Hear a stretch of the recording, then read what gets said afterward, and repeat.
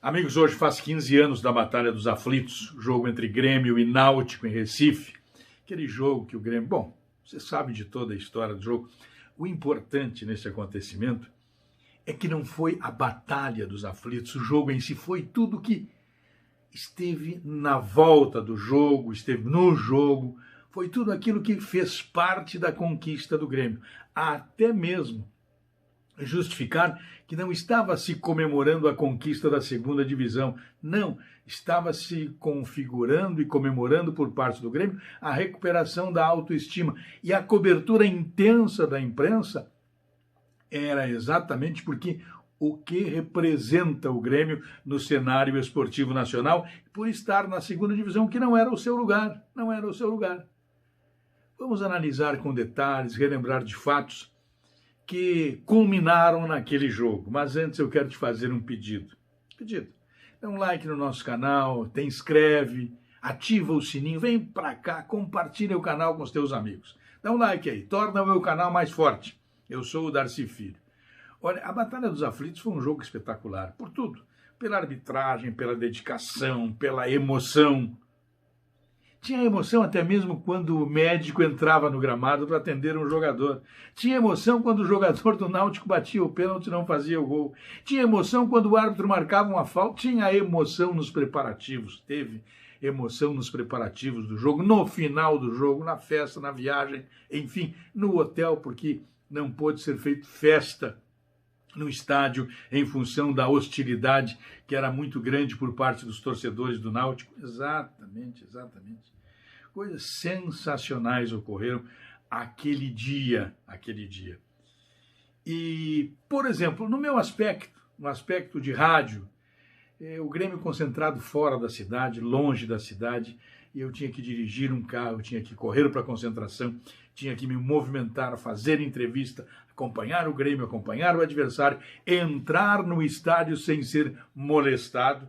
E o Roberto Brauner, ele estava num outro hotel, não foi para o mesmo hotel que eu fui na concentração do Grêmio, porque enquanto eu ficava na concentração, o Brauner, que era o narrador da Rádio Pampa, ficou montando todo o equipamento para a transmissão. Foi uma jornada épica, extraordinária.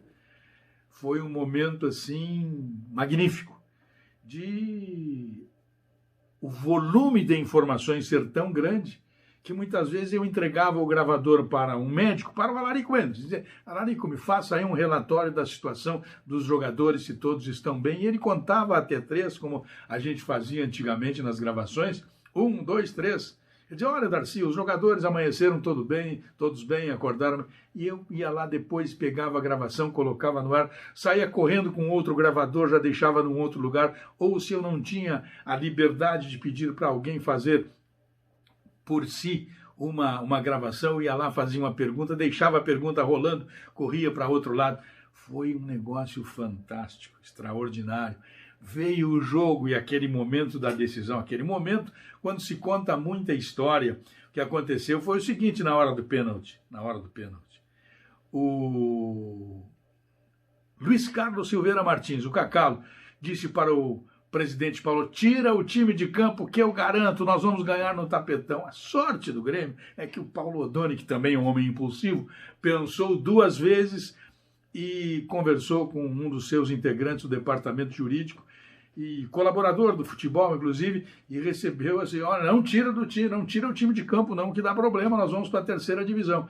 Para sorte dele, para sorte do Paulo Odoni, o Paulo Odoni não retirou o time e deixou lá, e depois veio o gol.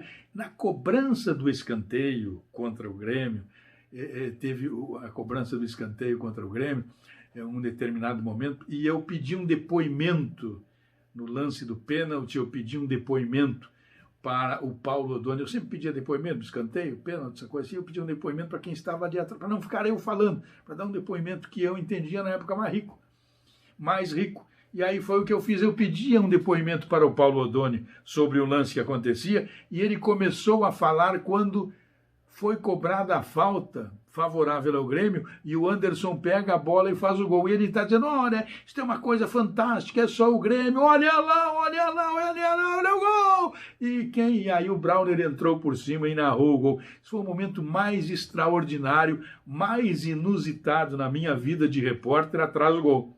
eu estar entrevistando uma pessoa, pegando um depoimento, e esta pessoa começar a narrar o gol. A narrar o gol. E aí o narrador entrou em cima, porque era um lance também para o narrador ficar no registro. E esta gravação rodou o Rio Grande do Sul, levado pelo Paulo Odoni, pelos consulares do Grêmio, enfim. E isso foi um trabalho realizado na Rádio Pampa. Foi uma cobertura magnífica, porque eu era um contra as outras empresas, a Guaíba, a Gaúcha, que tinham meia dúzia de caras trabalhando lá, e eu sozinho com o Brauner, enfrentando os meninos e indo até o final e fazendo lances de cobertura como esta. Faz muito tempo, claro que faz. Paulo Pelaipe era o homem do futebol, sempre muito ativo, muito atento. Paulo Odoni, enfim, todos. Foi uma jornada épica, aquela em que o Grêmio acabou sendo campeão da segunda divisão e retornando para a primeira divisão do futebol brasileiro. Mas, como disse, o fato em si, a ser comemorado, a ser lembrado, não foi somente o jogo. O jogo foi tudo isso que se diz, mas o contexto, toda a história, o envolvimento de todos é que torna ainda maior aquele fato acontecido nos aflitos. A vitória do Grêmio sobre o Náutico e a classificação e o retorno para a elite, a chamada elite do futebol brasileiro. Um abraço.